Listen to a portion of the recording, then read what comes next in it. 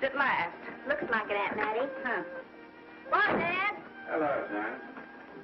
Well, daughter, how was the moving picture tonight? Lovely. Mice, that's what it was. Just a lot of mice. There wasn't anybody killed in the whole thing. No, well, then I'll stick to these. These don't talk. And that big cluck Norman Maine was in the picture tonight. Never does anything but kiss a lot of girls. Norman Maine is one of the best actors in pictures. You and your movies, that's all you think about. You shouldn't be allowed to go to them at all if you're asking me. Too bad I was so busy in the kitchen. I didn't hear anybody asking you. Hello, Granny. Hello, darling. But of course, no one ever listens to me. They do if they're within 10 miles of you. Gadding around picture shows. House all cluttered up with movie magazines. And the other day, I caught her talking to a horse with a Swedish accent. Sis. We're only young once, you know. Ah, Hollywood. You'd better be getting yourself a good husband and stop mooning about Hollywood. You know what she wants to do? She wants to go to Hollywood. I've known it all along. I've seen her making faces in the mirror and talking to herself. That's what comes of your movies. Why, what would you do if you did go to Hollywood? I'd be an actress. I would, I tell you. I've always known I could. Guys, wouldn't it be wonderful to have a movie star in the family? Oh, Miss Blodgett, may I have your autograph? You may not know it, darling, but you're practically on your way to bed. Oh, Miss Blodgett, you're my favorite actress. Won't you tell me the secret of your success? Oh, let me alone. I asked her what's come over you. I'll tell you what's come over her. She's just a silly little girl whose head has been turned by the movies. And the sooner she forgets the whole thing, the better off she'll be. Why will I be better off? What's wrong with wanting to get out and make something of myself? What do you do that's so much better? Just because you're satisfied to sit here all your life, you think you can laugh at me. Well, someday you won't laugh at me. I'm going out and have a real life. I'm going to be somebody. You know, if it was spring, I'd say give her a good dose of sulfur and molasses. I thought I'd find you. Oh, stop that.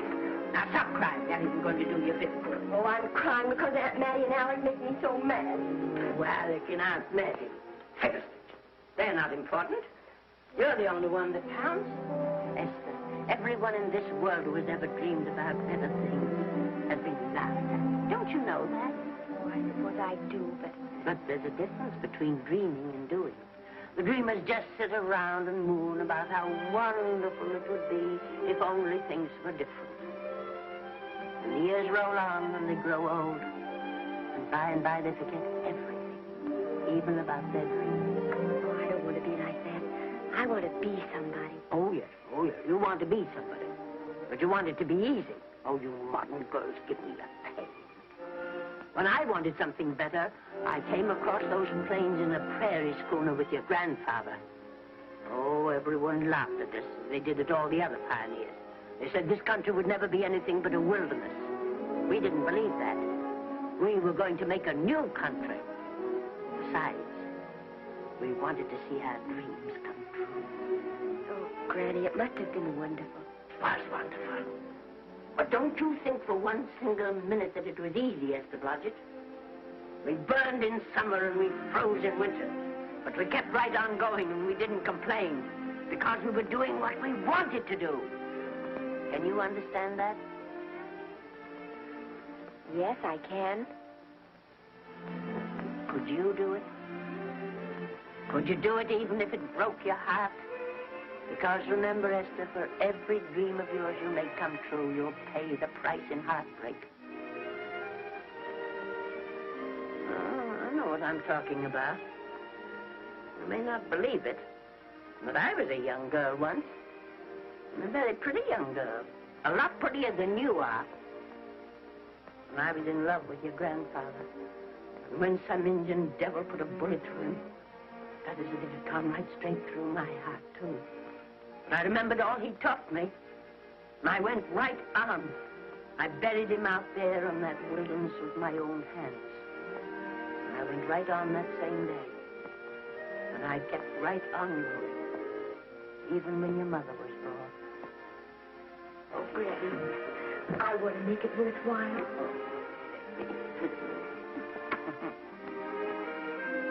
You know, Esther, there'll always be a wilderness to conquer. Maybe Hollywood's your wilderness now.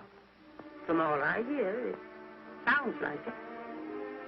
But if you've got one drop of my blood in your veins, you won't let Mattie or any of her kind break your heart. You'll go right out there and break it yourself. That's your right. Here. Oh, here. Stop that nonsense. Here. Take this and go to your Hollywood. Oh, I can't take your money. Well, why not? It's your savings. Well, I was only saving up for my funeral. Now I don't think I'm ever going to die. Oh, Granny, how can I ever thank you? By giving me your word of honor that you'll never tell a living soul where you got that money. I promise. Remember, if you do, I'll have you arrested for robbing me.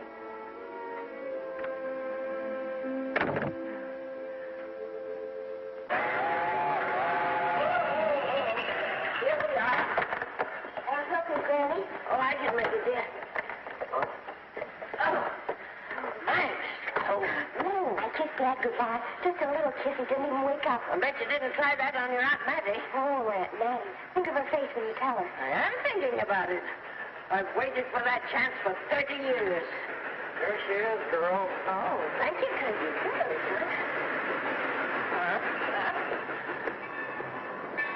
Well, come on. Here's your prairie schooner.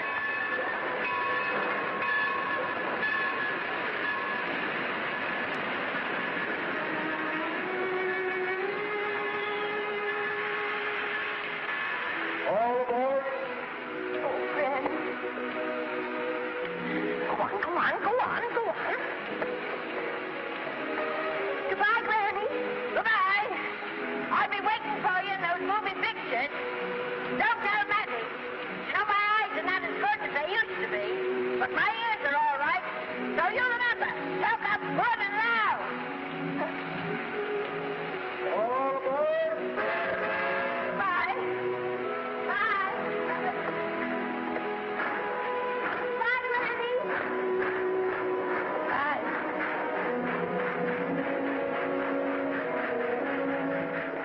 You want to go home now? I don't want to, but I will.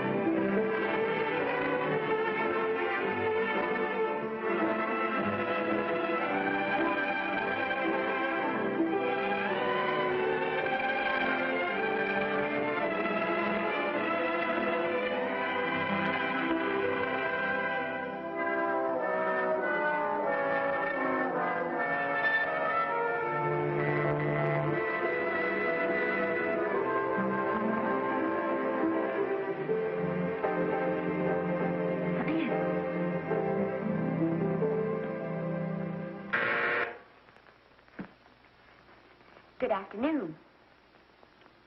Day, week, or month? Well, it's a little hard to say. You see, I'm going into the movies. Well, you better take it for a week. It'll break your jump to Beverly Hills. Are all the studios really near here? All except Gaumont British. I suppose the best way to get a job is to go straight to the studios, isn't it? I haven't any illusions, you know. I'm perfectly willing to begin with a little bit of a part, or even as an extra. $6, please, in advance. Oh.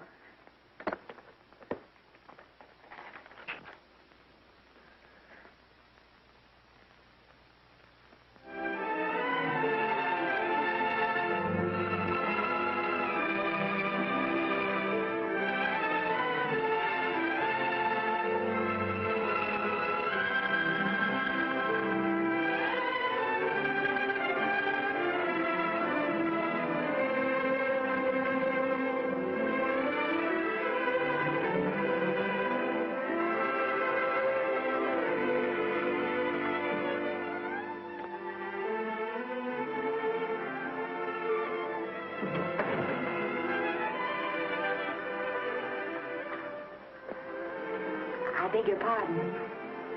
I'd like to register for extra work. How long have you been in Hollywood?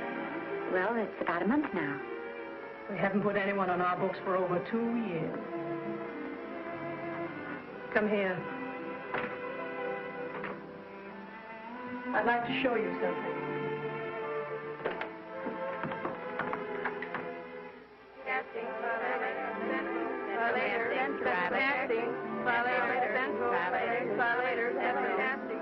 Every time you see one of those little lights flash, it's somebody asking for a job. Every time you hear them say, try later, it means there isn't any job. You can't keep the girls at the switchboard long. They go crazy. Every one of those little lights thought it was going to be a star. Still want to go in the movies?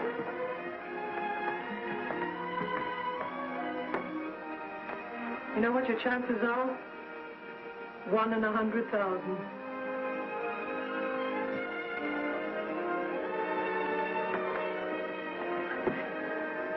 But maybe I'm that one.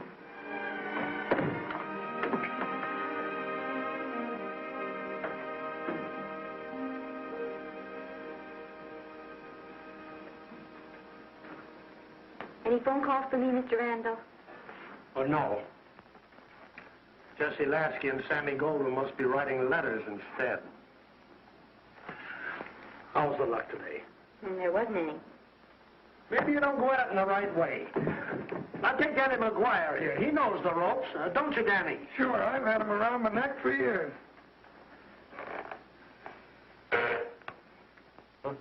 What? Oh, Miss Blodgett. Danny McGuire, our new tenant. How do you do? Mr. McGuire is a big director. Oh, are you really? Oh, could you possibly use me in a picture, Mr. McGuire? Of course, I haven't had much experience, but I don't think that really matters if you're willing. And I Now really listen, feel that... lady. In the first place, I'm not a director. I'm an assistant director. In the second place, if I had any jobs to give away, I'd confer one on myself. And in the third place, you should have stayed back home in the first place.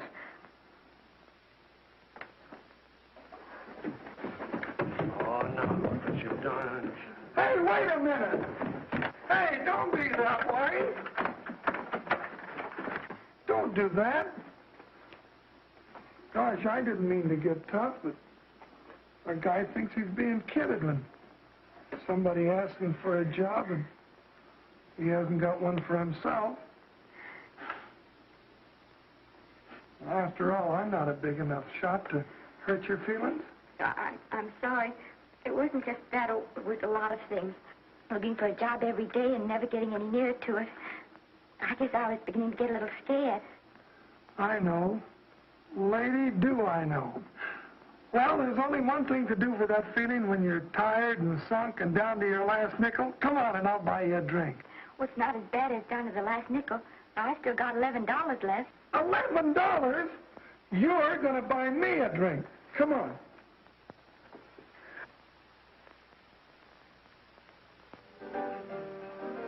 That's right, George. There's nothing like a little rum to take away that milk flavor.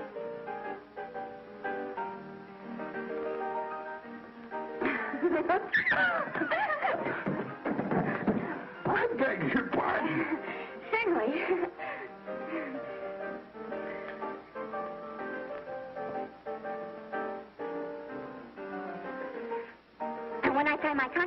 what I'm going to do as soon as you direct every picture I'm in. That's my pal. Of course, I'm going to be perfectly nice about it, but I'll just insist. Now, that's the way to talk. Don't let them lick you. Oh, I should say they can't lick me. If they try anything like that, what? I just won't sigh. Now, that's right. What have you got to lose? Another one of these and we'll open our own studio.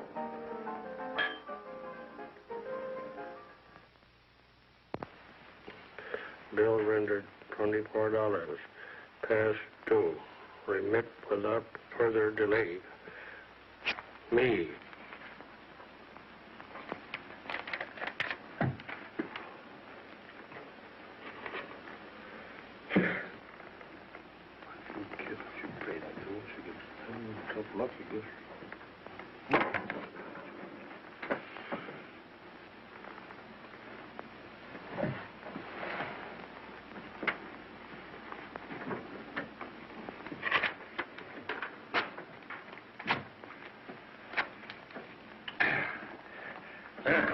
Fifth race. Tricap. Who's writing tricap?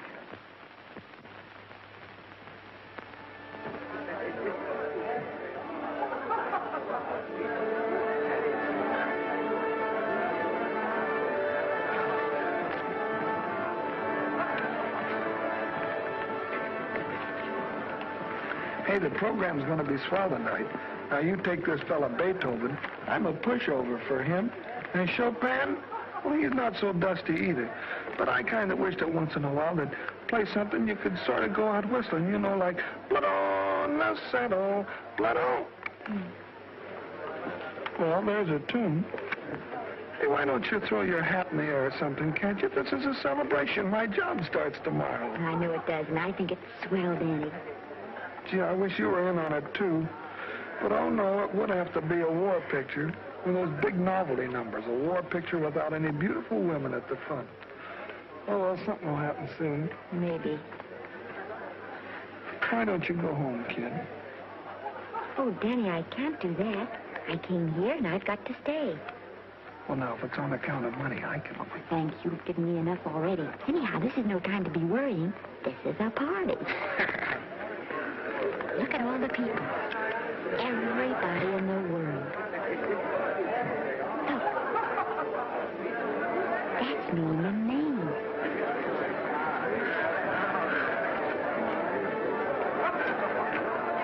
And he seems to have had that one extra cocktail.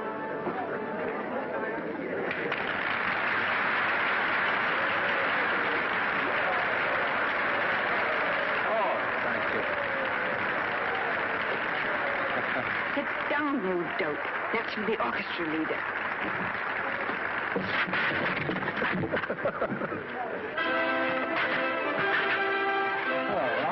Hello, Norman. Oh, Mr. Maine. Mr. Maine, put your arm around Miss Regis.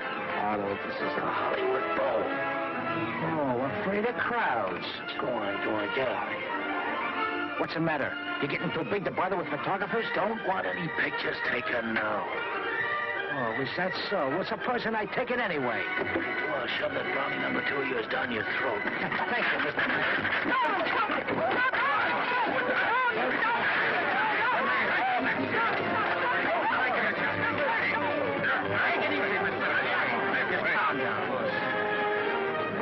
Normie, come back and sit down. Everybody's laughing at you.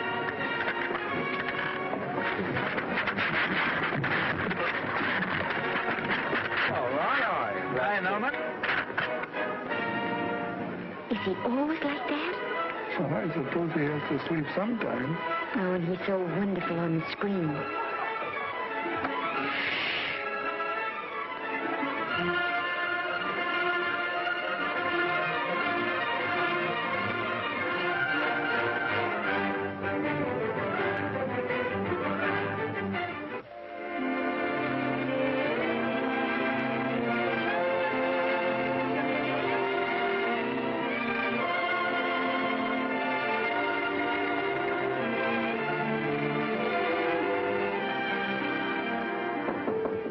Come in. Hello, Daddy. What's the matter? Well, believe it or not, I got a job for you. Danny, that's wonderful. When do I go to the studio? Well, you don't exactly go to the studio. Oh, it's on location. Well, it's not exactly on location. But of course, I haven't any makeup. Will you tell me what to get and sort of help me put it on? Well, you don't exactly need any makeup. You see, it's not really a picture job. It's being a waitress. Oh. Well, it's kind of a picture job if you look at it right. You said it was a waitress.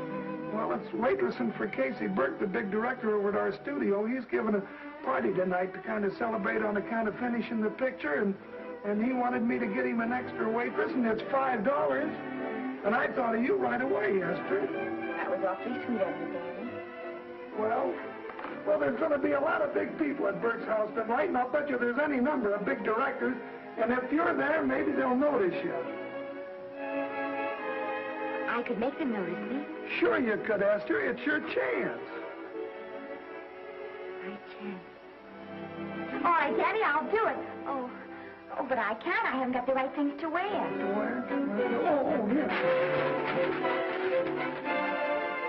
Now, you don't think the wardrobe department's right next to my office for nothing, do you? A perfect fit.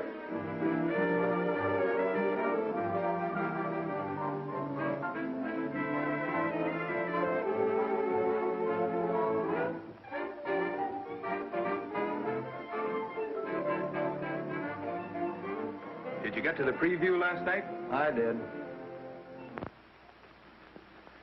Would you like a little hors d'oeuvre? They are very nice.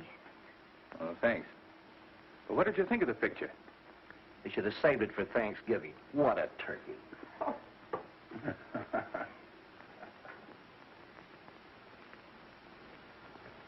Will you have some hors d'oeuvres? You do like hors d'oeuvres, don't you? I don't think there's anything so enjoyable as hors d'oeuvres before supper, and these are rarely delightful.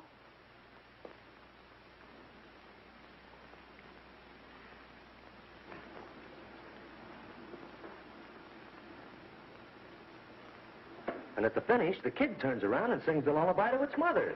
Pardon the big boys, but would you like a little hors d'oeuvre? They say they're the best in town. Don't tell me. I know. Mae West. That's a great twist. But where are you going to find a 2-month-old baby that can sing? Hello, Oliver. Oh, hello, Casey. You want to fire me now? Wait till you see the picture. I'm not a director anymore. I'm a male nurse. What's the matter with the picture? A guy by the name of Norman Maine. His work is beginning to interfere with his drinking. Oliver, don't tell me I'm to direct his next picture, too. Mm-hmm. You were my favorite producer. Now, wait a minute. You just go right on with your directing. I'll take care of these stars. I know how to handle them. I had a serious talk with Norman after that Hollywood boat occurrence, and you don't have to worry any more about his behavior. Excuse me, Mr. Niles. Mr. Libby of your publicity department is on the telephone. He says it's most important, sir. It's about Mr. Maine. Thank you.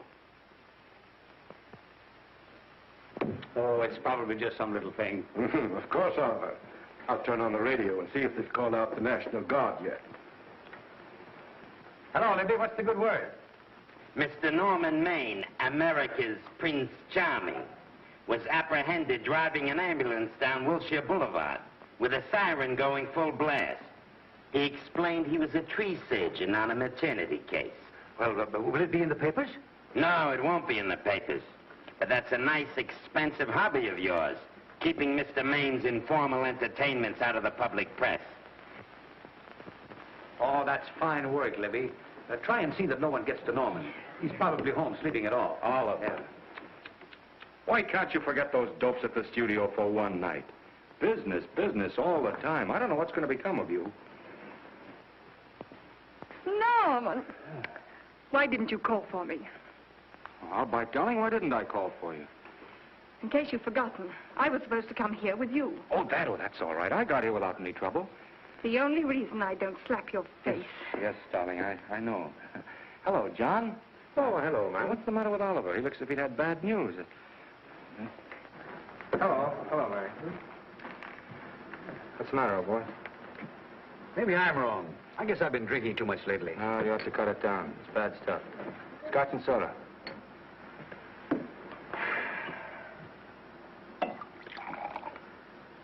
Come on. The word, you know, is pronounced when. Bad dialogue, Oliver. I'd rather not watch this. You know best. Soda. Thank you. Oh. Go ahead and say it. I've got it coming to you. Don't make it tougher on me, Norman. I don't want to stand here and preach, but take a look at my side of it. I'm trying to make pictures with you. I know. Costs are going up, and the grosses are going down. No, it isn't that. I've made lots of money with you, and I can afford to take a loss.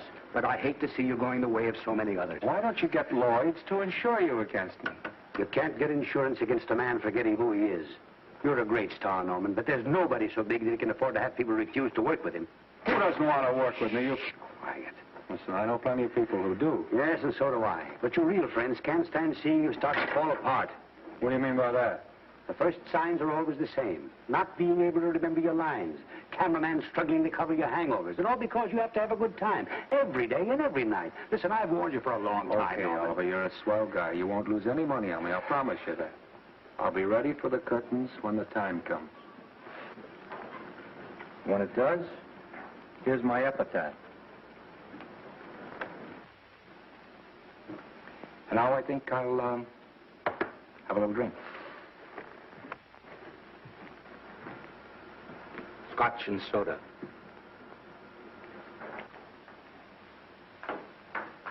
Scotch and soda. Ooh.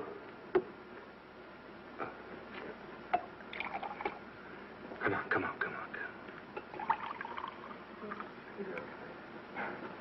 A little soda? Caviar?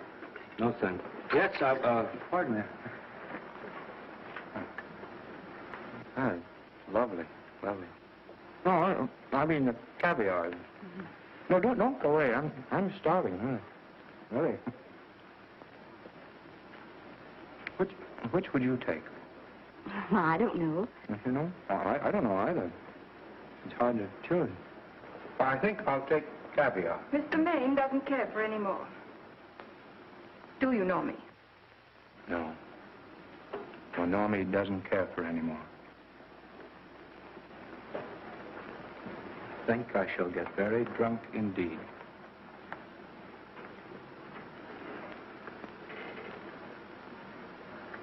Scotch and soda. Sorry, I had something.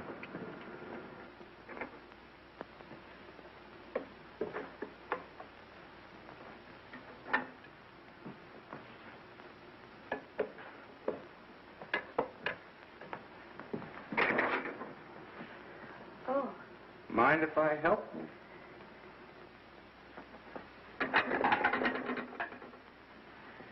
Won't they miss you? Oh, no. They'll just look under the table, and when they see I'm not there, they'll forget the whole matter. Hey, what's your name? Esther Blodgett. My name's Maine. I know. You do? Ah. What's so funny? I was just thinking about all your fans and how surprised they'd be to see you here helping me put plates away. Oh, they don't know my finer side. They'd be pretty envious of me, meeting you this way in person. Oh, you do? Well, tell me, are you disappointed? Yes. Oh, now you've done it. Oh, never mind that. That makes the room look lived in. Tell me, why are you disappointed? I was sitting behind you at the Hollywood Bowl the night you didn't want to be photographed. Yeah. I'm told I crept into many a heart that night. Oh, I can never explain this. You know, you have very pretty hair. You better get out of here. And a sensitive mouth. And a charming little Precisely why are you here instead of with the rest of the guests? I'm just trying to be helpful. I see. Are you sure there's no other attraction? Well, it might be that my old mania for putting plates away is coming back on me. It's rather odd. I always know where I can find you if there's a pretty girl around. It's not only odd, it's embarrassing. You're being deliberately insulting, Norman. I put up with this for long enough. Dear, don't lose your temper. Remember, we must try to keep the voice low. I know you'll excuse us if we go on with our work.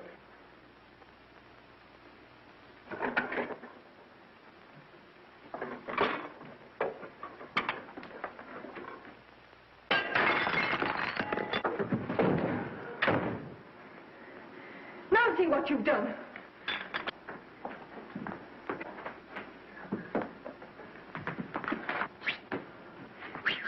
Come here. Help me up. Are you hurt? No more than usual. Come on, the wolves are on us. We gotta get out of here. Oh, I can't. The dishes aren't finished. Oh, yes, they are.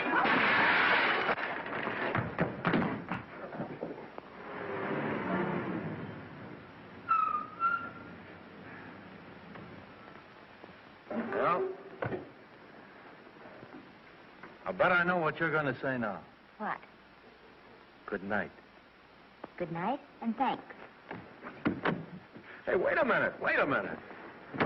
Hey, you realize that all I found out about you is that you're foolish enough to want to go into pictures? But why is it foolish? Look at you. Yeah, that's what I mean. No, I'd rather like to go into this matter a little more thoroughly. Oh, that's awfully nice of you. So why don't we go on up to my place and talk it over? Oh, no. Thank you very much, but I really must say good night. Good night. But you're not angry. No. I'm hungry. Well, why don't you go and get something to eat? Good night, Miss Blodgett. Good night, Mr. Maine.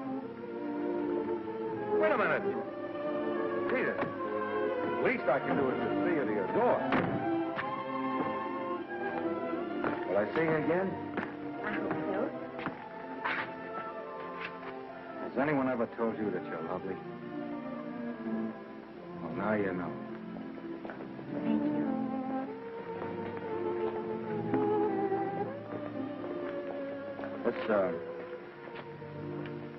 It's hard to say, but I want to say it anyway. You know, I'm a screen. You know, in private life, well, you know.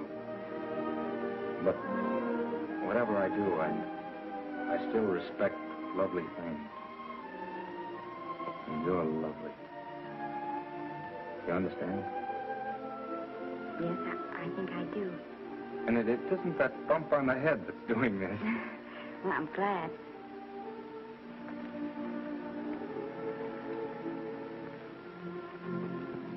Good night. Good night.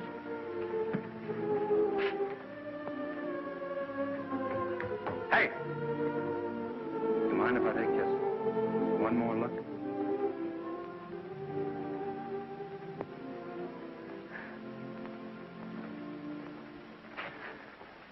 Go away.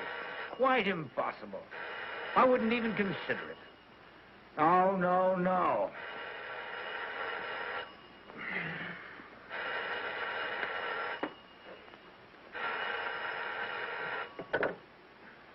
Hello? Who is it? Who? Norman? What have you done now? You're not in jail, are you? Oh. Yes, I see. Oh, it's that again. I see. She's beautiful. Yeah, I know. You want me to give her a screen test? Yeah, certainly. She's got wonderful possibilities. Oh, you know she's got something. Well, you knew all the other ones had something, too. Oh, no. I tell you, Oliver, she's got that sincerity and honestness and sincerity and honestness that makes great actresses. Oliver, I am so sure of this girl that I want to take the test with her myself. Listen, Oliver, you've worked hard. You're entitled to a break.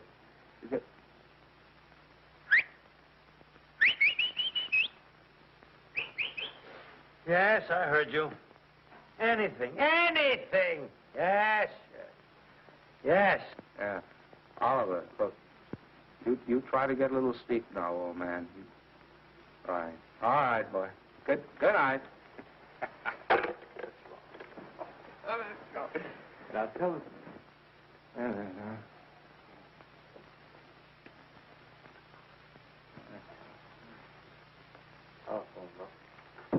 Telephone book.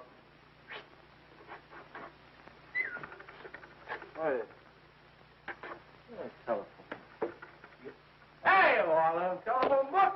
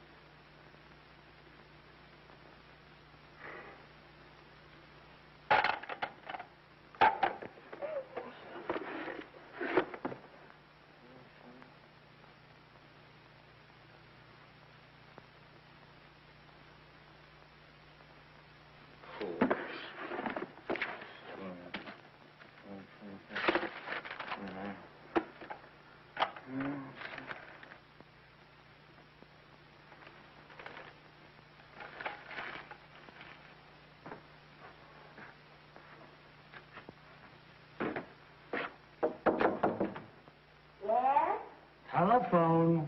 For me? Some drunk trying to be funny says he's Norman Maine. Oh, thanks. I'll be right down. And Miss Blodgett, would you give him a message for me? Tell him it's 3 o'clock in the morning!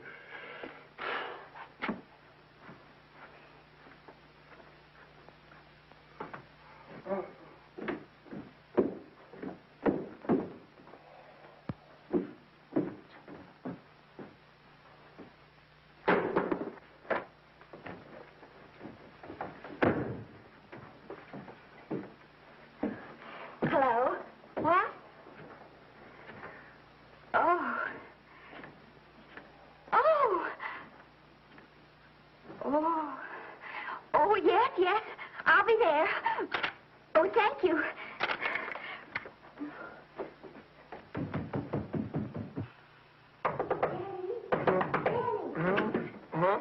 Daddy, what do you think? I'm going to take a test tomorrow, and Norman Maine's helping me do it. I'm taking one, too. Garble's assisting me.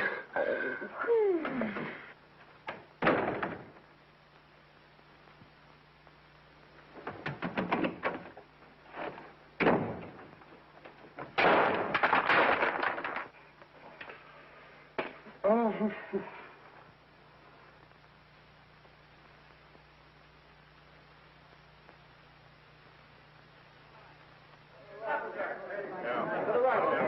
Move that gobo in. Would it still come that broad? No, the Yankee. Is this right too hot for you, Hanley? Okay, but cut down on the back way. Put a double on that 90. Bring it down a little. That's it. Now pull it. Pull down on that 150. Ready to take it. Get pulled down on that 150. Okay.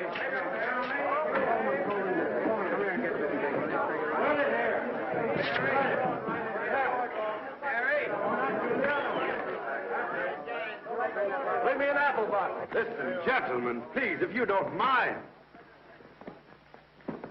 This is just a test. Ready, Mr. Burke? All ready, Mr. Burke. Ready, Mr. Burke. Ready now, Mr. Burke. All ready, Mr. Burke. Ready now, Mr. Burke. All ready, Mr. Burke. We're ready, Mr. Burke. All right, let's take it. Quiet! Quiet! Quiet! Quiet! Ready, Norman? Yeah. You ready, Miss, what's your name? You'll soon know your name, Esther. The whole world's going to know it. But I'm so scared. Maybe I better not try it today. Oh, come on. Now, don't be foolish. They all had to go through this. Harlow, Lombard, Myrna Loy, and now Esther Blodgett. All right. I'm ready. This is a take. Rolling. Quiet. Hey!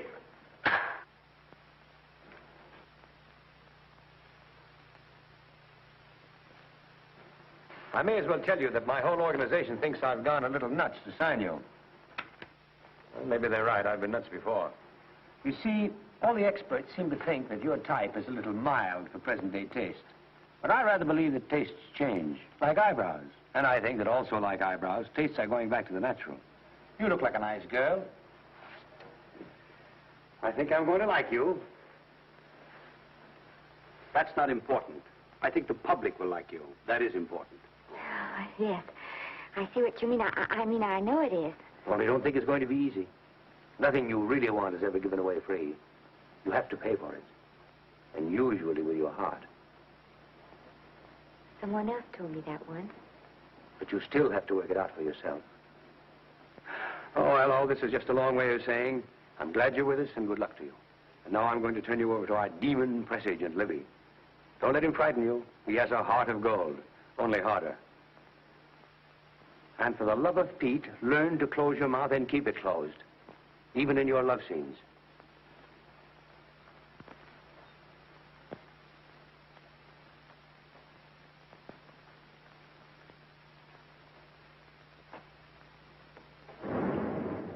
Are you a Russian?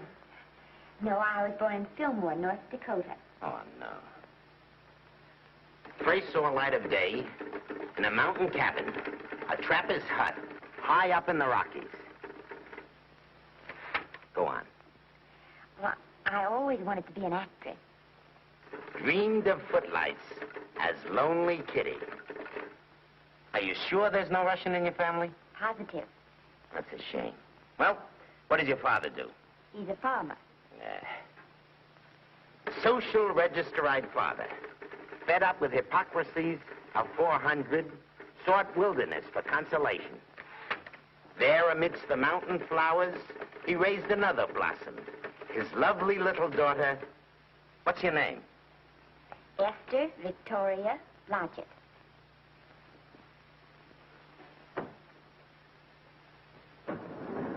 Greatly appreciating your attention in this matter, very truly. Do you know what her name is? Esther Victoria Blodgett. Hey, we'll have to do something about that right away. Esther Victoria Blodgett. Well, that Blodgett's definitely out. Let's see, Esther Victoria, Vicky. How about Vicky? Oh, I think that's terribly cute. Let's see, Vicky. Vicky what? Vicky, pronounced Vicky. See, Esther, Bester, Sester, Dester, Fester. Oh, that's very pretty. Jester, Hester, Dester, Lester. Vicky Lester. Oh, I like that. Say it. Vicky Lester. Say it again. Vicky Lester. Say it again. Vicky Lester. Say it. Vicky Lester. Say Vicky Lester. Vicky Lester. Vicky Lester. Vicky Lester. Vicky Lester. Flash. Oliver Nile Studio discovers new starlet, a Cinderella of the Rockies. Her name is Vicky Lester. Those who have peeked tell me she couldn't be more Devine. The face of an angel and such natural talents. Her voice is a symphony. Her very walk, they tell me, is enough to drive men mad. Not that way. Get the lead out of your feet. Lift them up.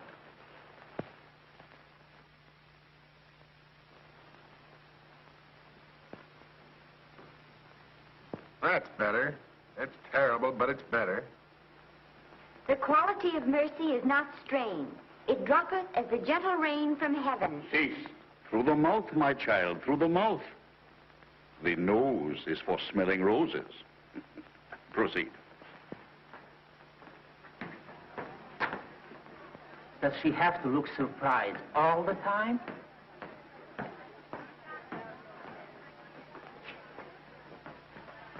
Anyway, it's just a rough sketch.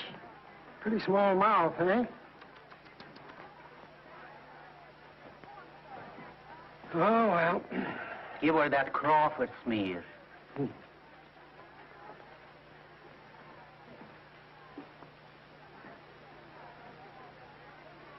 This'll give her that deeply... yeah.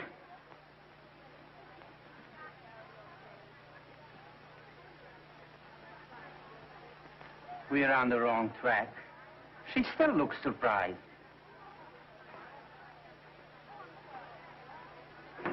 Listen, drunk people, we're shooting on the set this morning, not in the commissary. Now, come on, snap into it. Acme Trucking Company? No, Mr. Smith is not in.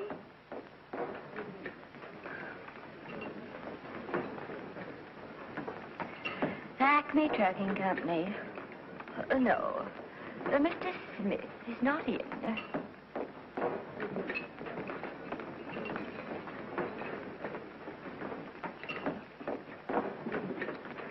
Good morning. What can I bring you, Mr. Maine? That just shows how long you've been here. Mabel, bless you. How soon are you and I going to be married, huh? I don't know. You'll have to ask my mother.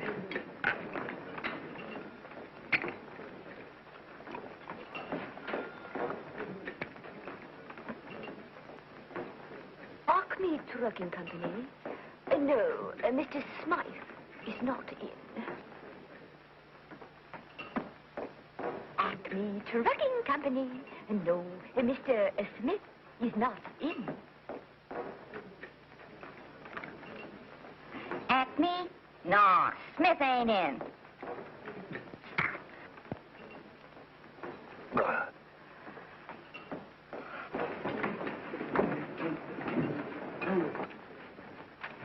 Acme Trucking Company? I'd like to speak to Mr. Smith, please. Mr. Smith is not... Oh, Norman. What's all this between you and Smith? I've got a part. It's only one line, but it's in the picture. It's ambition that made you break that date with me last night. Well, I had to be here so early this morning, and So did I. I had to stay up all night to make it. you started your picture, haven't you? No, we're still in the testing stage. You can't seem to get the right girl for the lead. Gee, you think with all the girls there are that... Yeah, no, but this one's got to be different. She's got to be little and cute and sweet and intelligent.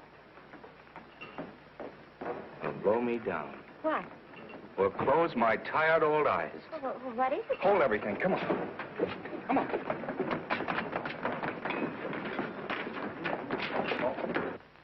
Well, you've been through the whole casting directory. I work day and night, Mr. Niles. And I'll work with her, Oliver. And I can be mean or nasty or anything you want, Mr. Niles.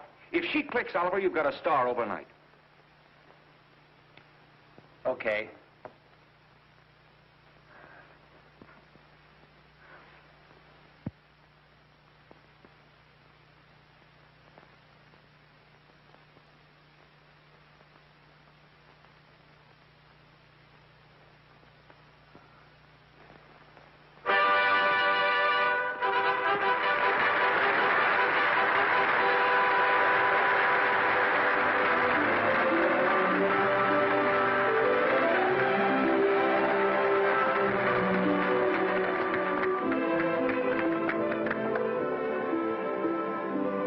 Wait till you hear them at the end of the picture.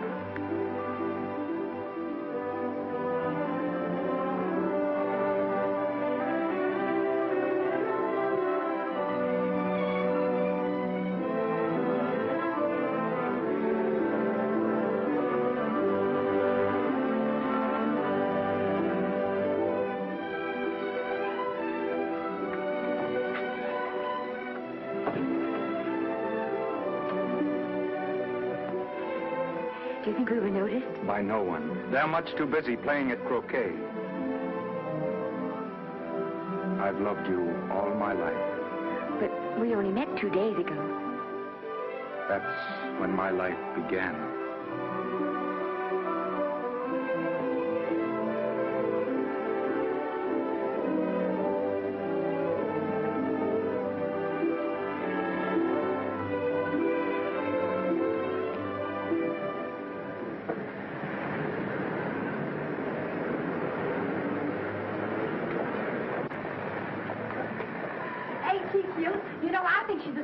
type I am, don't you? I think she's sweet. Well, it's Vicki Lester's picture, all right.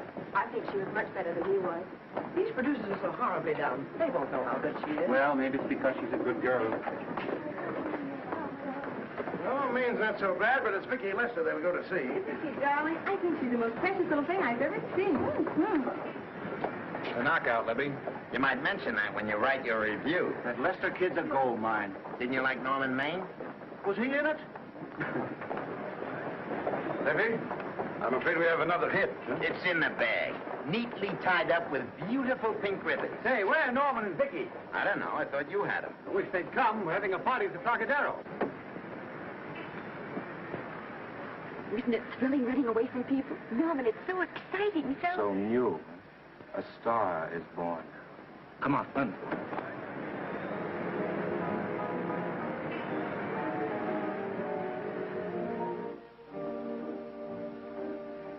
It's wonderful, isn't it? Crazy quilt. Oh.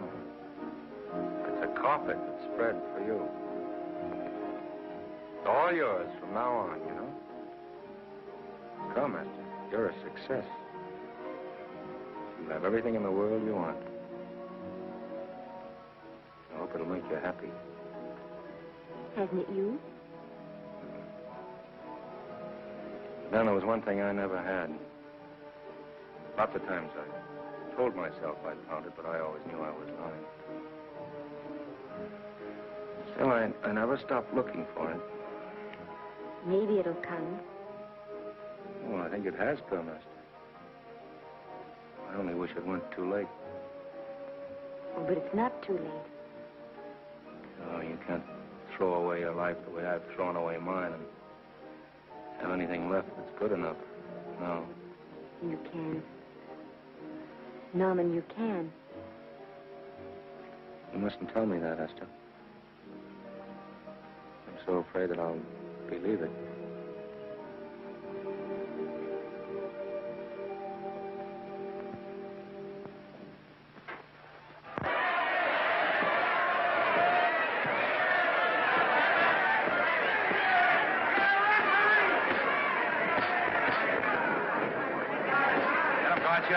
Shoot your right. Swell, isn't it? Lovely. What scotch you get? Can't you hear me, Gotcha? Shoot your right.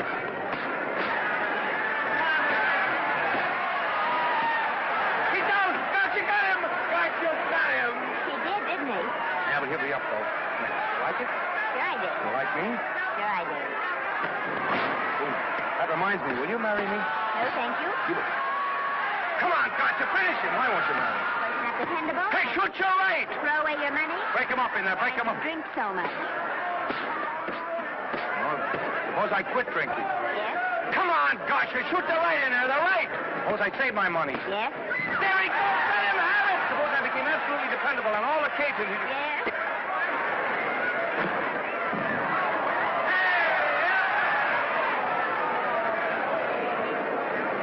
Hey, Gotcha. He got him. He got him. He certainly did.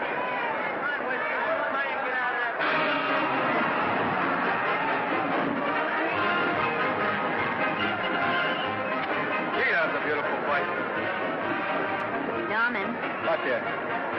would you do all that to me if I said I'd marry you? No, certainly not. I was just supposing. We're going to be married. Guess I didn't read that line right. I'll try it again. We are going to be married. Both of us. Yeah, to each other. What do you think of that? Well, when? Where? Well, we thought we'd elope in the conventional manner. What's the matter? It's trying to decide whether it's good for the studio. Is it? It is. And bless you, my children. When's it going to happen? Oh, we thought we'd just sneak out sometime. We're not telling anyone but you. Listen to this. The screen's ideal romance blossomed into breathtaking reality today when Vicki Lester and Norman Maine, America's dream lovers, slipped quietly through the portals of holy matrimony. How does it sound? Horrible. But you see, we're going to elope. Sure you are. It'll be the biggest elopement this town ever saw. We'll get a tie-up with the Army, have you escorted all the way down to Yuma by 20 of their new bombing planes. Is he going with us? Don't you think we can work this thing out better alone? No sense in bothering the happy couple with all the details. I'll see to it that you get a carbon copy of the whole layout. I can hardly wait. I'm sorry we didn't realize that we were in the way. While you're settling the details, you don't mind if I take this woman out and buy her a ring, do you? Sure, go ahead. We want everything legal. That's a charming match. A nice girl like Vicky. And public nuisance #1. Now, wait a minute, Libby. Norman's all right. And if you'll pardon my pointing, Vicky's business is her own. It doesn't require any comments. I wasn't making any comments. I just said it was a rotten shame. So go ahead and plan the elopement. Oh, that elopement stuff is out. You can't get any scope in that. We're going to have a wedding. Where'll we have it? Customary place, I believe, is a church. Nah, it's been done. This has got to be something big. The beach. I can visualize it. The bridesmaids in bathing suits. 20,000 Santa Monica school children spelling out the word love. It's a novelty, but is it big enough? Why not the city hall? A police escort of every motorcycle cop in town. Sirens screaming, confetti pouring out of buildings like the Lindbergh reception in New York, only on a big scale. What's the matter? Isn't it big enough? And now if any man can show just cause why these two may not be lawfully joined together, let him now speak or else hereafter forever hold his peace. Do you, Alfred Henkel, take this woman as your lawful wedded wife? Will you love, comfort, honor, and keep her in sickness and health as long as you both shall live? I will. Do you, I beg your pardon. Do you, Esther Blodgett, take this man as your lawful wedded husband? Will you obey, serve, love, honor, and keep him in sickness and health as long as you both shall live? I will. Place the ring on her finger. Hurry, please. Now, by virtues of the power invested in me as Justice of the Peace of San Bardo Township, County of Los Angeles, I pronounce you man and wife.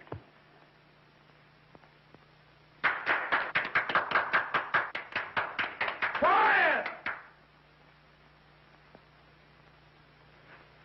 And now I must exercise my prerogative of office. I hope you'll be very happy, Mrs. Hinkle.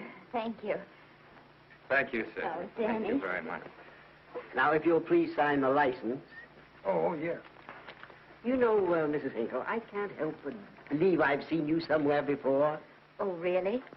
Well, I believe this is the first time I've ever been in San Bardo. You know, your face is familiar, too, Really? Mr. Hinkle. There you are, sir. Thank you very much. Oh, Here's your thank you, receipt. sir. Thank you. Goodbye. Goodbye. See you again. Yes, goodbye. No, I don't. Somebody else. See. No. Yeah, I think you got by with it. But it was close. That JP was just beginning to remember where he'd seen us. Well, anyway, we got away from Libby. Hello, Judge.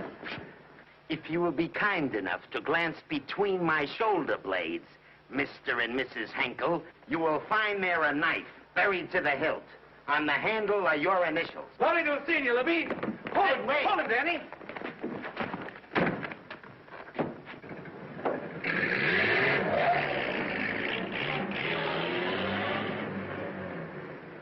There go a couple of rats I raised from mice. Well, they got a right to get married, haven't they? I haven't got any right to double-cross the public, and I haven't done it yet. Hey! People versus Porky Washington. We're charged with violating Section 600. Young man, you're in contempt of court. Operator, get me the Los Angeles Tribune. I've a good mind to put you under arrest. Wait till I make the score. You wait, too. Tribune, give me the city desk. Johnny, this is Matt Libby. I got a flash for you. Norman Maine and Vicky Lester were married at 2:30 this afternoon. Vicky Lester? Court recess.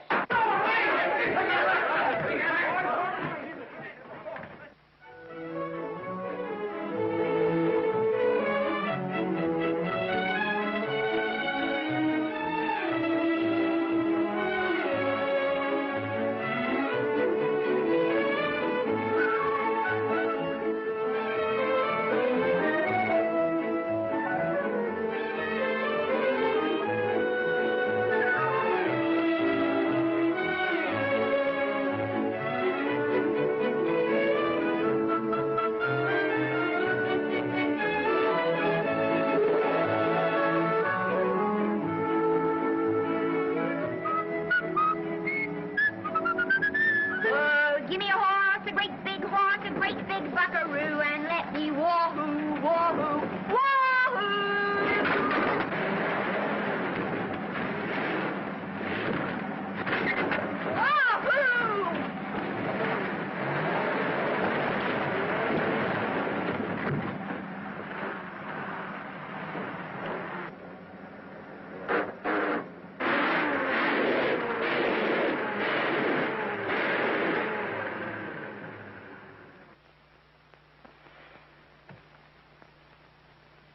Wahoo. Wahoo. I don't want to sound immodest, but I think I've stripped a gear. Well, sit down, won't you, and let's get acquainted. We'll probably be seeing quite a bit of each other from now on. No. Might just as well break the ice now as later.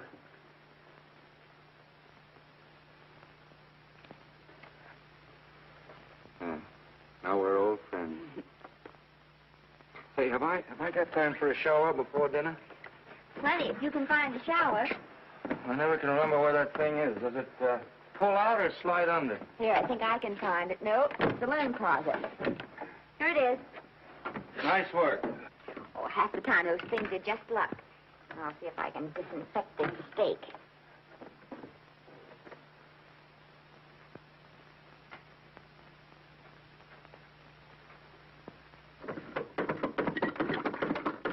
Yeah, Esther, there's no soap. Here. Thank you. Oh, and Esther. Yes, dear? I'll need a washcloth. Oh. How you fix the cigarette? You know I never smoke underwater. Well, what do I do to make this thing work? Pull that gadget at the top and pray for rain. Well, I can't reach it. I can't get my hands up. If you've gone in there with your arms down, you'll never get your bath. Unless you're a contortionist. Yeah, well, I'm not a contortionist, and don't throw that up to me now. You knew it when you married me. Will you close this door, please?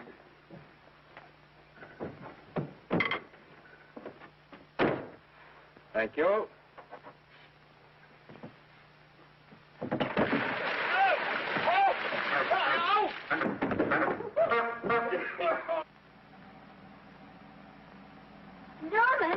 Norman, here comes the car. You got it? Huh? Here, quick. Quick what? Quick, go out and stop them and ask for help. Oh, I'll catch cold. Oh, you'll get warm again. Yeah, don't, dear. They'll recognize me. Now, if you keep your face down, go on. There may not be another car for a week. Well, Howdy, partner. Howdy. Stuck? Yeah, how'd you guess it?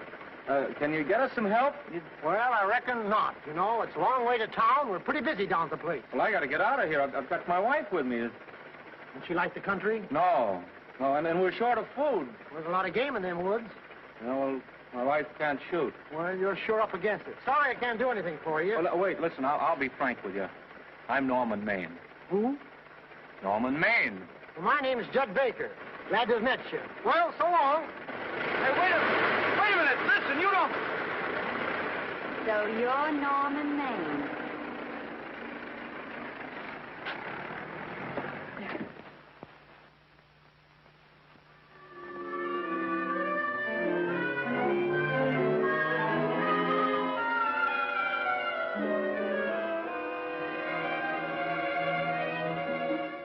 I got my prestige to look out for.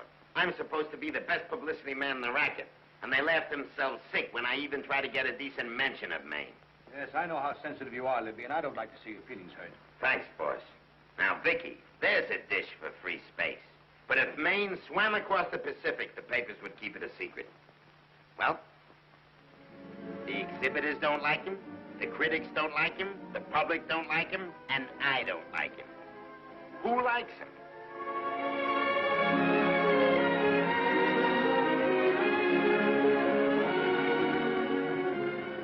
Oh, but, darling, this is almost too much of a surprise. And there I was in my touching innocence, thinking we were going to live at the beach house. Oh, we'll still keep the place at Malibu. But this is special. This is our castle. It used to be in the air, you know? Well, we'll never use any ugly words like contracts and pictures and careers. When we come in those gates, we'll check the studio outside. Come on, I got another little surprise for you.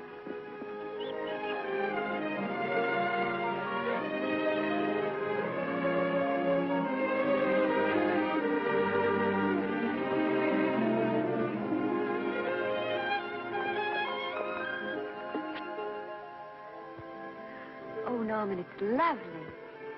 So are you lovely. The whole world's lovely. Hey, hold it!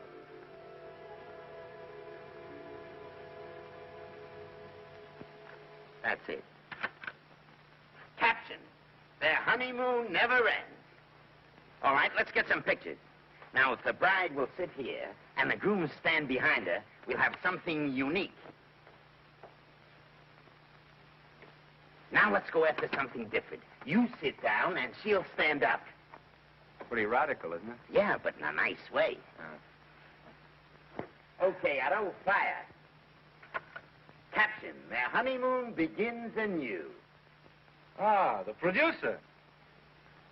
Caption: their honeymoon ceases abruptly. Hello, Oliver, glad to see you. No, I'm glad you're back. Thank you. Vicky, how well you're looking. Hello, Oliver. Am I interrupting? Yes, thank you. Just want a couple more pictures. That's enough of both of them. What they're asking for is exclusives of Miss Lester. Alone. Oh, I see. Well, come on, Oliver. Let you and me get exclusive. See you later, Vicky. Well, don't worry, Otto. My camera smashing days are over. They ain't your only days that are over. Oh, hold that, Miss Lester. Gorgeous. Well, Oliver, how's the dividend situation? Very pleasant. I think we'll show $2 million on the next quarter. Oh, smart move of mine to sell my stock, eh? Oh, well, when you need money, you need it. Well, some people save up for just such an event. There's bound to be a rainy day occasionally. Yeah, but as a citizen of California, I've always refused to admit that. Yes, I know, but still it does rain. Well, anyway, you can thank me for some of those dividends of yours. Mm-hmm. Oh, can't you? Oh, sure. That was a little too quick, Oliver. What's the matter? The Enchanted Hour was a smash hit, wasn't it? Well, it made Vicky a star overnight. Yes, it should have. What about me? Oh, let's talk about business at the office, Norman. Beautiful pool you have here. Beautiful. Oh, now let's talk about it here. Didn't they like me? Well, maybe the pot wasn't just right. That was the best part of the year. Look, Oliver, you think I'm slipping? Can you take it? Yeah, go ahead. The tense is wrong. You're not slipping. You've slipped. Oh, my fan mail's still big. Norman. Fans will write to anybody for a photograph. It only costs 3 cents for a stamp, and that makes photographs cheaper than wallpaper. But every 25 cents they pay for a theater ticket buys them the right to be a critic. And your last few performances, Norman, have not pleased your critics.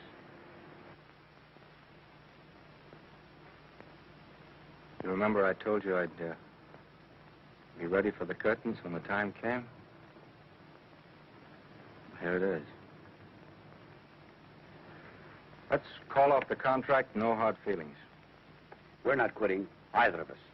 There's no explaining these things. We've all seen how the public turns. Maybe we can turn them back. I've got a swell script lined up for you. About Esther. You think that I'm going to get in her way? Well, as a matter of fact, as it happens, there's no part in this story for her. I'd more or less planned to star her in a picture of her own, with that young Pemberton opposite her. He's coming along nicely. Good for young Pemberton. All right, Oliver. We'll make a try at it. Let's hope it's not too late.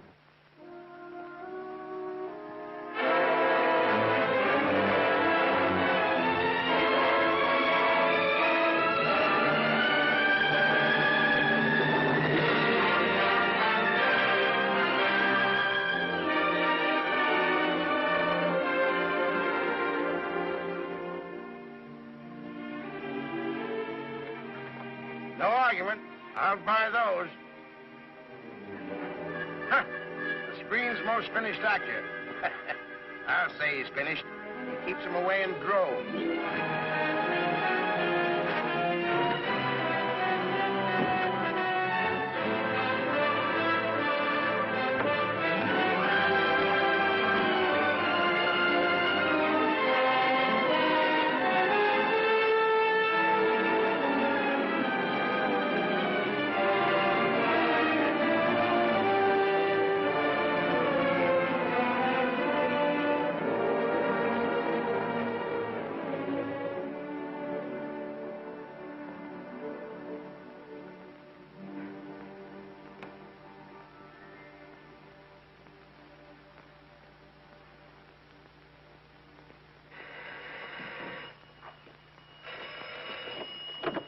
Hello? No, Miss Lester isn't home as yet. No, I'm not the butler. But I can take a message just as well as he can, honest. Oh, is that you, Norman? Swell. Listen, Norman, this is Artie Carver. Hiya, kid. Swell. Say, I hear you're through with Oliver Niles. Is that on the level? Please, Artie, I'm not news anymore. Forget it. Say, what kind of a settlement did you make on your contract? Give me a figure so I can do a story on it. There was no money involved. We just called it quits. Okay, I'll fill in my own figure. Say, by the way, I've been trying to get an interview with Vicky for 2 weeks, but she's always busy. How about you giving an old pal a break by speaking to her for me? Sure, I'll ask her.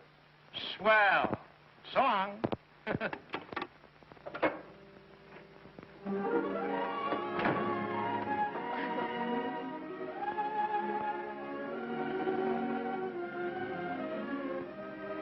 I didn't mean to be late, darling, but Casey wanted... All right.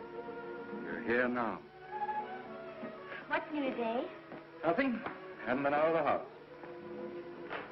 Let's go somewhere tonight. No. You're tired. We'll stay in. I'm not tired, really. Oh, yes, you are. You've got a hard day ahead of you. Anyway, I see so little of you, I'd like to have you to myself. Oh, but it's the servants' night out. We haven't any. Yes, we have. I fixed a little snack with my own lily white hands. I'm learning to cook in my spare time. Then I think I'll marry you. Oh, I get it. You want to make an honest cook of me, huh? Comes in on wheels in this joint.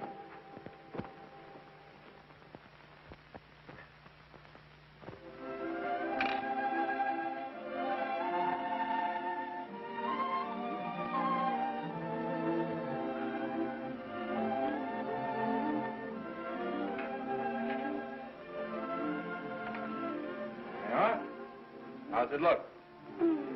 Wonderful. Huh? That's what I thought. Now then, don't be formal, just pitch in. Huh?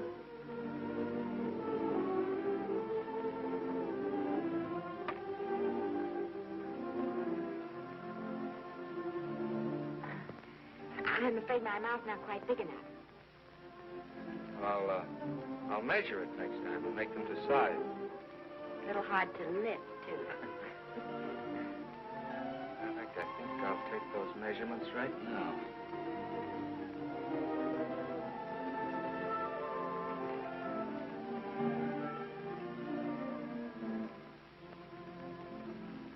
That's what I wait for. All day.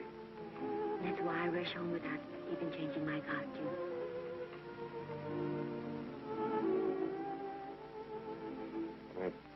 We're forgetting that we're hungry.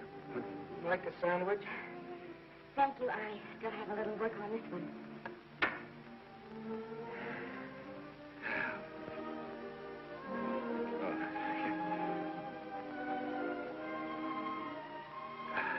Norman, will you unhook my dress? I can't breathe. Mm-hmm. You know, all the time I thought it was the kiss that made you breathless. A lot of hooks, huh? Why don't you have a zipper? That's a good idea. You better? Yes.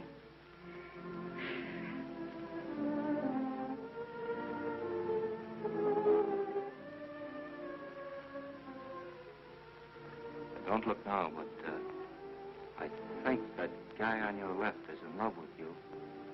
I hope so.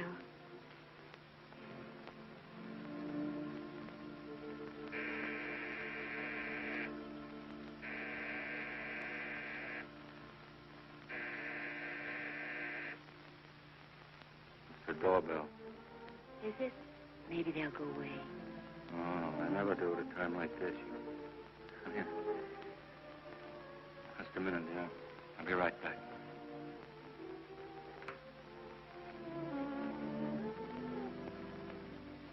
Does Vicky Lester live here? Yes. I got a package for her. I'll sign for it. Who are you? I'm her husband. Oh, sure. I'm right here, Mr. Lester.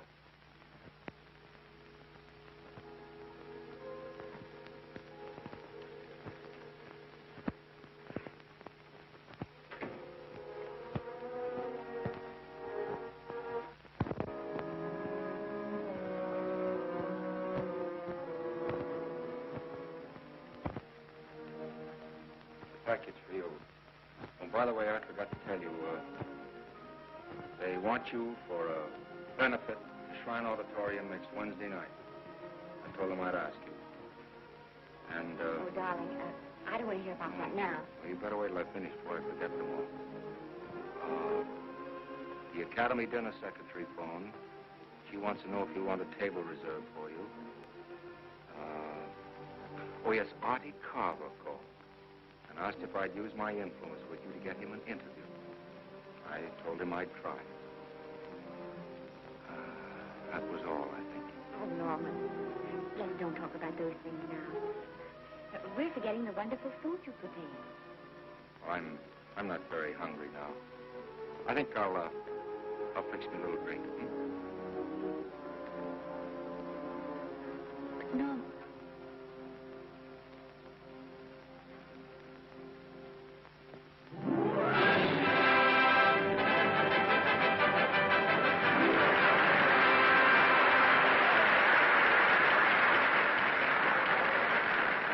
Norman would come. Stop worrying. And think how nice that statuette is going to look on your mantelpiece. Do you suppose anything's happened to him? But of course not. He's just been held up in traffic. You think about that statuette.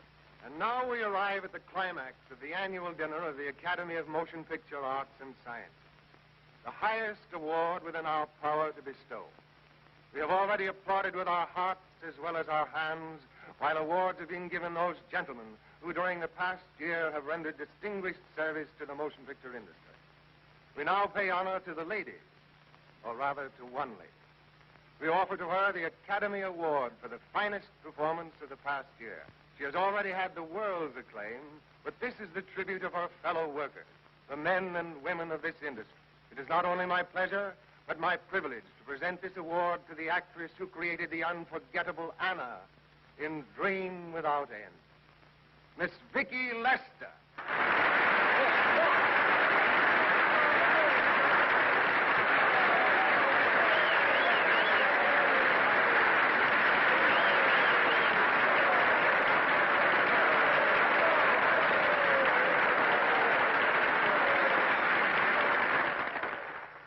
What more can we say, Miss Lester? This says it all for us.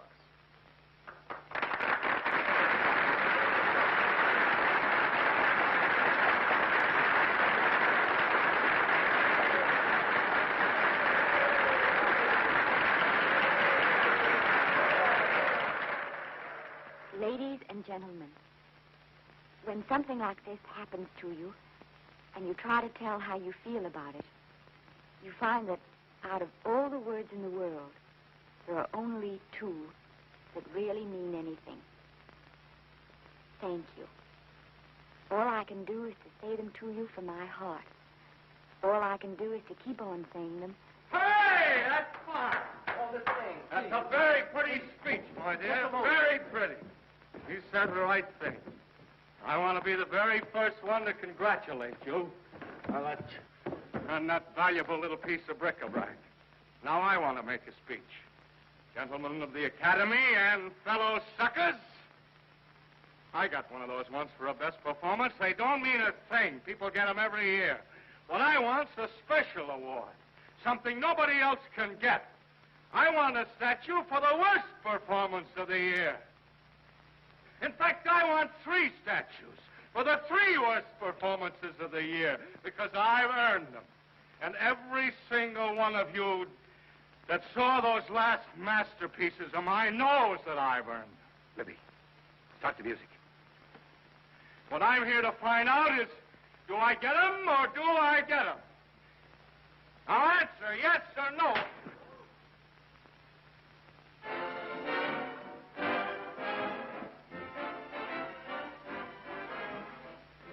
Norman, darling, let's go and sit down.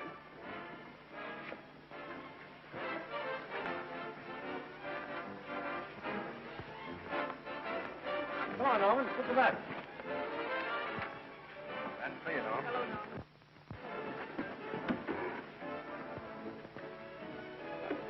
Well, Norman, how are you? Hi, Oliver. My dear, do let me congratulate you. You must be terribly proud and happy tonight. Thank you.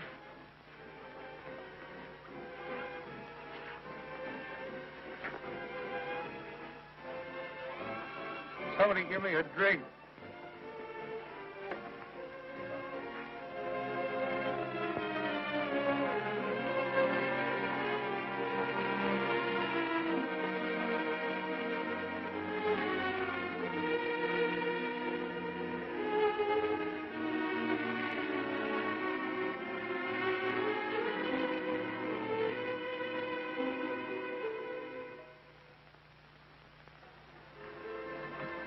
Oliver, it's nice of you to come to my dressing room. Vicky, how are you? I missed you. Everyone missed you. Have a nice trip. Well, the 3-month tour of the theater circuit scarcely comes under the head of pleasure. But the way they're screaming for your pictures all over the country. Miss Lester, if I may talk shop, you are a knockout. Thank you. It's good to hear that. You've been crying. A little. How's Norman?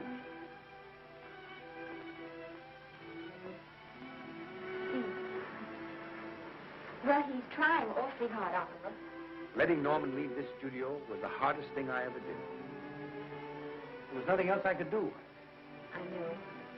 Has he been... Is he all right? He's gone to a sanitarium. He really wants to stop drinking. And I think he could only... Well, perhaps if he could start working again, it would be some encouragement. Oh, Oliver, could you do that? Oh, thank you. But he mustn't ever know I told you. He won't know, and you mustn't worry. I want you to keep up your good work in this picture. I'll try, Oliver. That's the one thing I can do for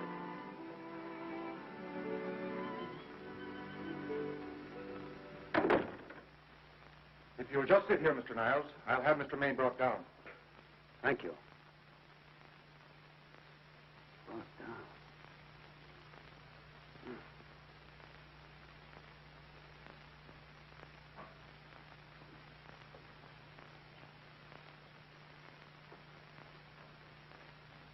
Hello, Oliver. Welcome to Liberty Hall. Hello, Norman. Well, no, Mr. Niles isn't slipping me a case of scotch, Cuddles. This is just a handshake. This is Cuddles, Oliver, my social secretary. We go everywhere together. How are you feeling, Norman? Fine. Getting along remarkably well, Cuddles tells me. He says you ought to see some of the boys. Let's sit down. Yeah. Cuddles, we really don't need you. Touching, isn't it? Can't bear to have me out of his sight. Are you comfortable here, Norman? Comfortable. It's positively luxurious. They even have iron bars in the windows to keep out the draft. How much longer are you going to be here? Oh, well, I'm really cured now. I'm just staying on for an extra week or two to get in good shape, you know. After all, there's no particular hurry to return to the cameras. That's what I wanted to talk to you about. I've got a script with a fine part for you in it. Oliver, that's great. That's great. Who plays opposite me? Well, it is not exactly the lead. Young Pemberton's doing that. But I tell you frankly, I consider your part better than the lead. Oh, I see. It's better than the lead. Well, of course, it isn't terribly long.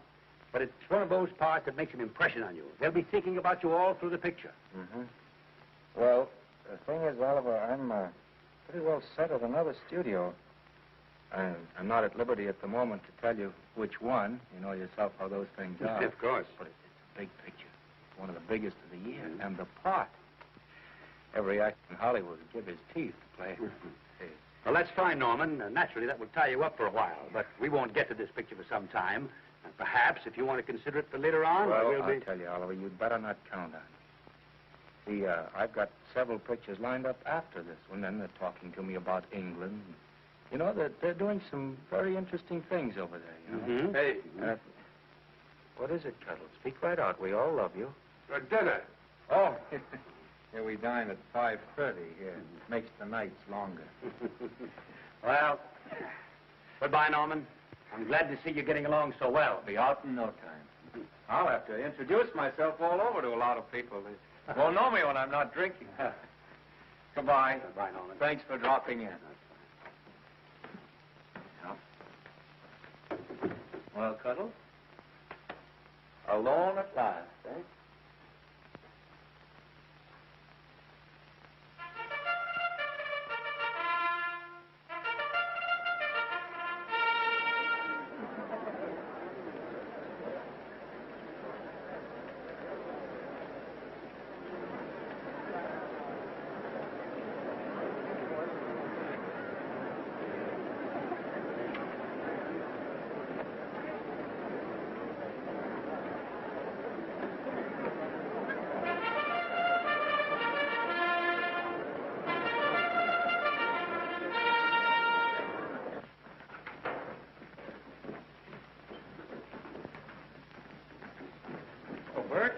Sam?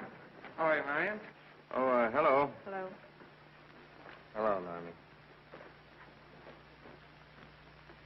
Glad to see you. How I hate to run into these has-beens. They give me the creeps. Me too. He was good while he had it. And he had it quite a while. Hello?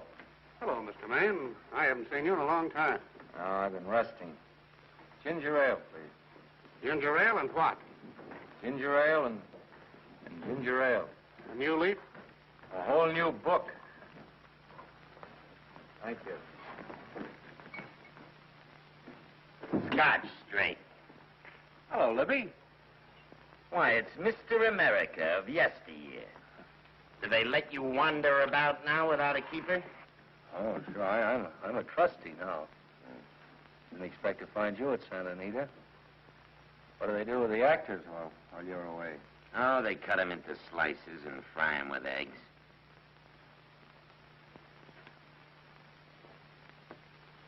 I suppose you'll be here all the time, now that you've retired from the hurly-burly of the silver screen.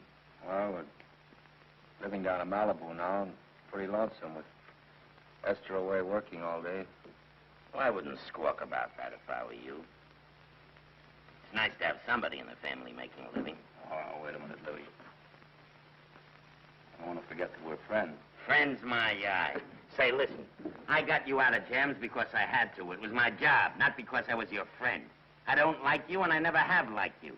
Nothing made me happier than to see all those cute little pranks of yours finally catch up with you and land you on your celebrated face.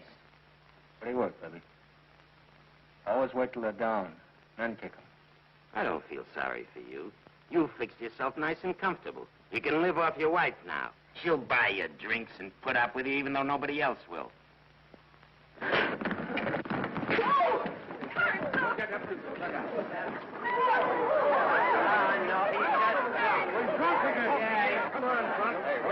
a minute. Come on outside for you, wife. I'm Norman Maine. Oh, that's not my fault. Oh, don't bother to toss him out.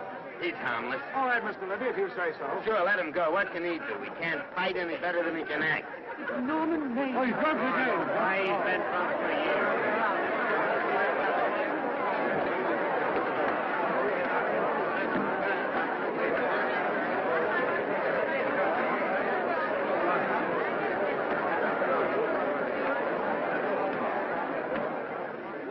Give me a scotch. Double. Leave the bottle here.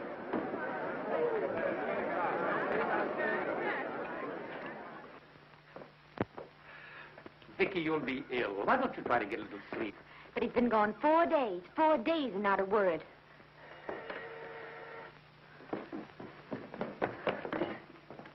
Oliver, I can't. I just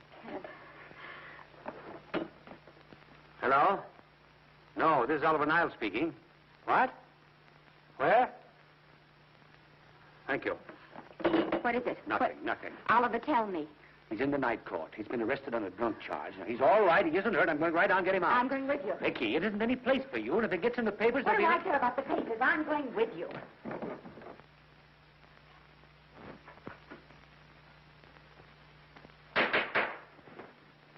Division 30, Municipal Court, County Los Angeles, now in session. The Honorable Judge J. Parrish presiding. Be seated, please. Were you able to do anything? Judge wouldn't even see me. Ready, Your Honor.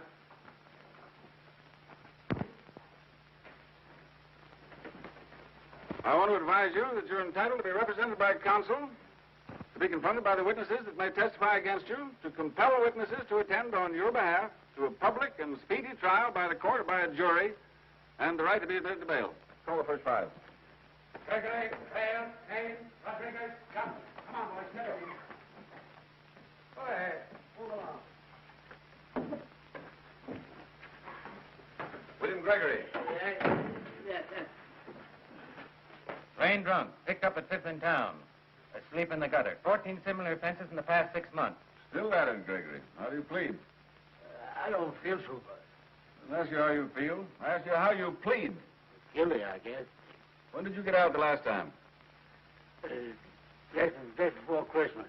Well, I'm sorry you'll have to miss New Year's. You'll be out in time for Washington's birthday, 60 days. Milton Rails. Plain drunk, picked up on Brooklyn Avenue, given treatment at receiving hospital, then removed to jail. How old are you, Rails? 17, sir. Did you take a good look at those men in the cell with you last night? Yes, sir. And have you taken a good look at yourself this morning? No, sir. Well, I suggest that you do. $5 or 2 days. Sentence suspended. Oh, Judge. Alfred Henkel, more commonly known as Norman Maine. Drunk and disorderly. Cracked car into tree at Sunset and Coronado. Evidently been drinking for days. Resisted arrest and injured one of the arresting officers. How do you plead? Guilty. You're Norman Maine, the actor, aren't you? You've come pretty low, haven't you? There isn't a man here who's had the advantages you've had. Look what you've done with them. You're nothing but an irresponsible drunk, driving about the streets with the power to inflict death or injury on innocent people.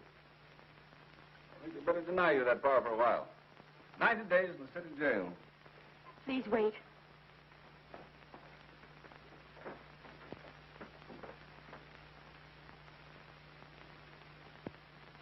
I'm his wife. Yes, I recognize you, Miss Lester. Please, Judge. I promise you this won't happen again. I'll be responsible for him. If you just won't send him there. You realize that this man, when drunk, is obviously a menace to public safety? And you realize, too, Miss Lester, the responsibility you'll be assuming to this court and to the Commonwealth. I do. Sentence suspended. Prisoner remanded to custody of wife.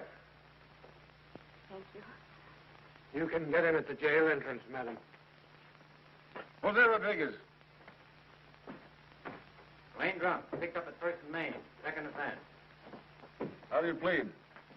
I think I'm guilty, Your Honor. 60 days.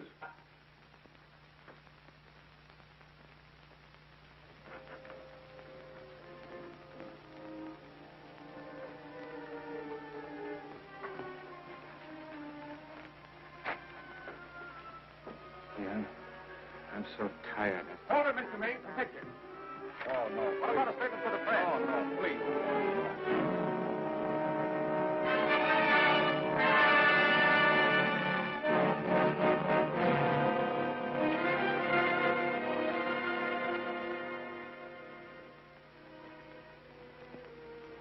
He's asleep. Been asleep nearly all day. It's the best thing for him. Awful to see this happen to someone you love. And know in your heart that it can't get any better. I only know that all I can do now is stay with him and try to help him. So will I. And between us, we'll take care of him. You're very fond of him, aren't you, Oliver? I'm very fond of both. Then I know you'll understand what I have to tell you. And after what happened last night, I think you already know what it is. I can't do any more pictures. I'm going away for good with Norman. You can't do that, Vicky. You're at the very peak of your success. And you've worked so hard to achieve it. That's what's been ruining me. And I've thought it all out. Maybe if I hadn't been away from him so much, last night and what went before, it wouldn't have happened. And I know it's too late to think about that now, but it may not be too late to go away with him and start over somewhere. It's your life you're giving up, Vicky. so I can try to give Norman back his. Can you honestly tell me I'm wrong to do it? No, Vicky. I can't honestly tell you that. Then there'll be no more Vicky Lester.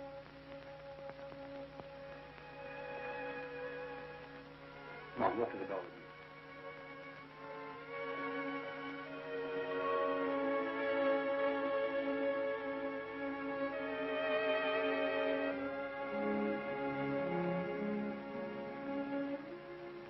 Goodbye, Vicky Lester. You were a grand girl. Good luck, Mrs. Norman Maine.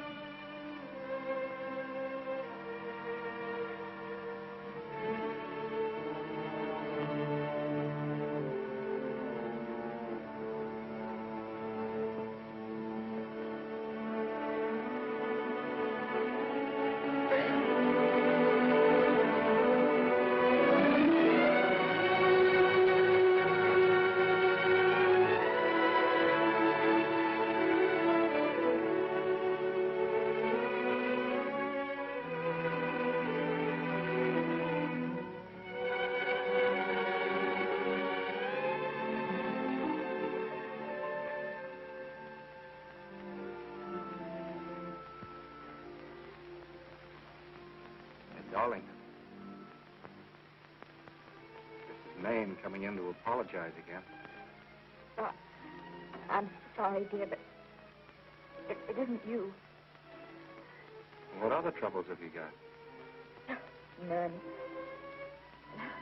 I was just playing a scene with myself. Now, look. I'm just coming out of the jitters, and you're just going into them.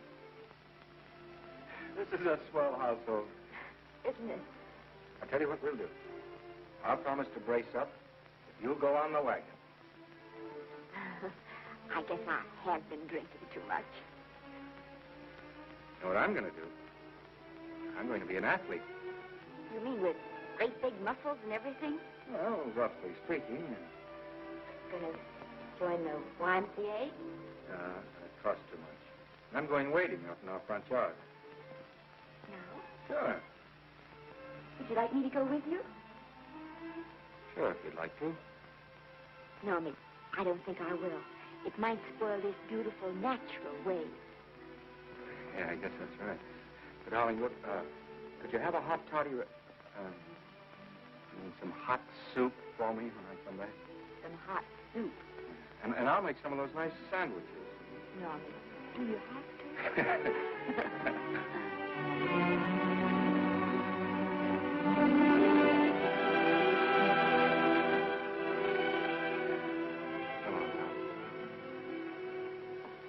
I don't stay in too long.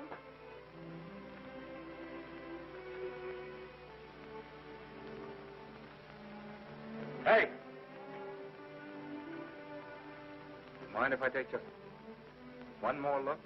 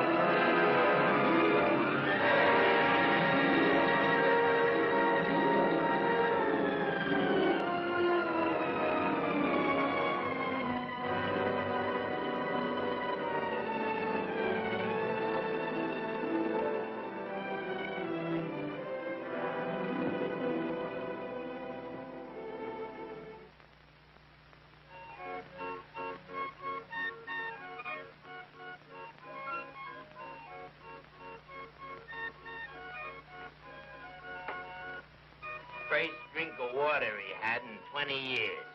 And then he had to get it by accident. Pardon. How do you wire congratulations to the Pacific Ocean?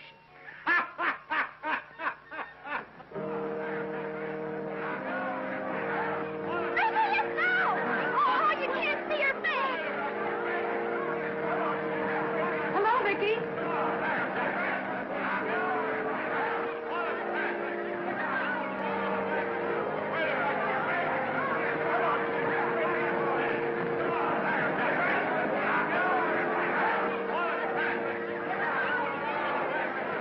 Get away, can't you? Come on, Vicky, let's see your face. Vicky, will you sign my book for me? Write Mrs. Norman Maine. Don't you care, Vicky? You get over it.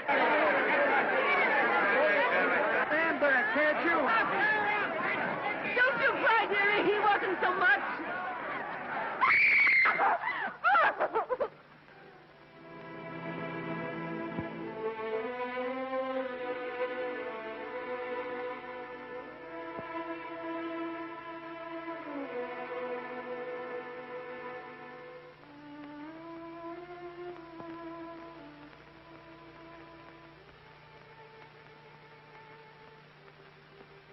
Do you mind if I take one more look?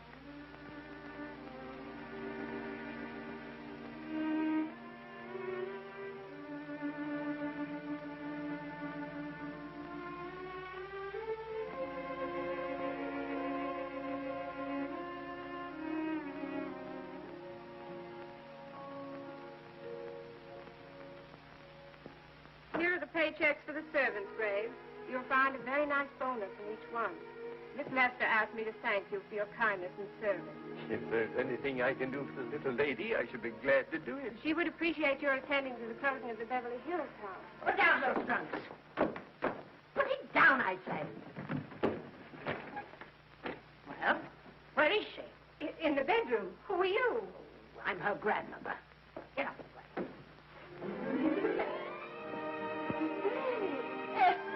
Granny, darling. Oh, I'm so glad to see you. What made you come? Oh, I know when I'm needed. Now get out of here. Go on. Get out of here, all of you. I want to talk to my granddaughter alone.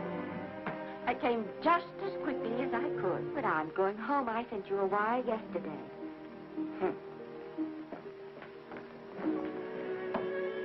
Sit down. Is it true that you're going to quit the movie? I never want to hear them again. What are you running away from, little girl? I'm not running away. It's just that I can't go on. My heart isn't in it anymore. Once I told you if you get what you want, you have to give your heart in exchange. And you said you were willing. Do you remember? I remember. It seems to me that you got more than you bargained for. More fame, more success, even more personal happiness. Maybe more unhappiness. But you did make a bargain. And now you're whining over it. I don't think I'd feel so very proud of myself if I were you, Esther. I'm not, Granny. My mind's made up. Well, and I'm sorry I gave you the money to come out here. You just wasted. Oh, but Granny, I was proud of you, Esther. I was proud to be the grandmother of Vicky Lester. It gave me something to live for. Now, I have it ended. I know. Oh, I want to be strong, but I can't go on. You must. Tragedy is a test of courage. If you can meet it bravely, it will leave you bigger than it found you. If not, then you'll have to live all your life with a coward. Because no matter where you may run, you can never run away from yourself. I never knew Norman Maine. He wrote me a very sweet letter when you were married. He said you told him how much I meant to you. And I know just how much you must have meant to him. You know, Esther, I can't believe that wherever he is, he can be very happy, knowing that his death broke the spirit of the little girl he praised me so highly for raising. And I can't believe that he can be very proud, knowing that all his great love did for you was to make you a quitter. The car is ready, Miss Esther. We'll have to go now to make the train.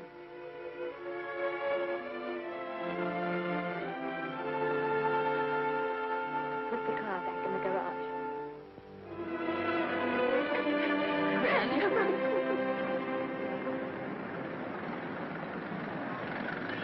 The entire picture industry has come to the Chinese Theater for this opening tonight. It has come to pay tribute to a great star on her long-awaited return to the screen in what has been called her greatest performance. It has come to pay tribute to the girl herself. The girl who has won the heart of Hollywood. The girl who has won the heart of the world. Miss Vicki Lester. And if I'm not mistaken, Miss Lester's car has just driven up. Yes, it is she.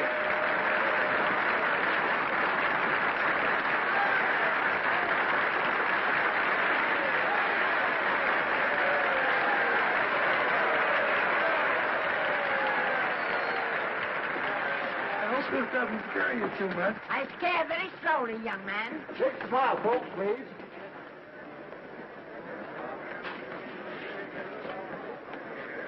They'll have your mug, I mean your face, plastered across half the papers in the country tomorrow.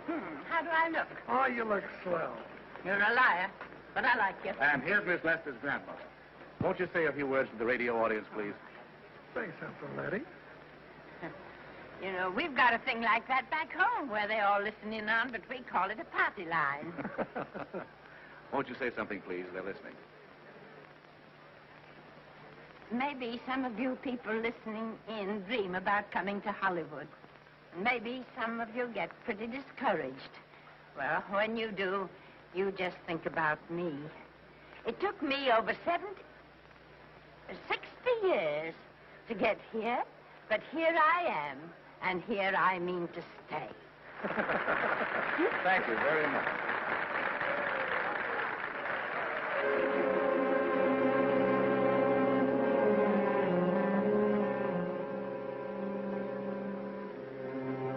Miss Lester.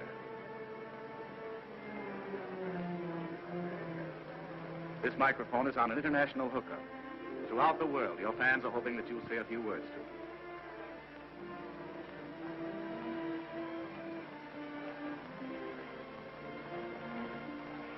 Hello, everybody. This is Mrs. Norman Maine.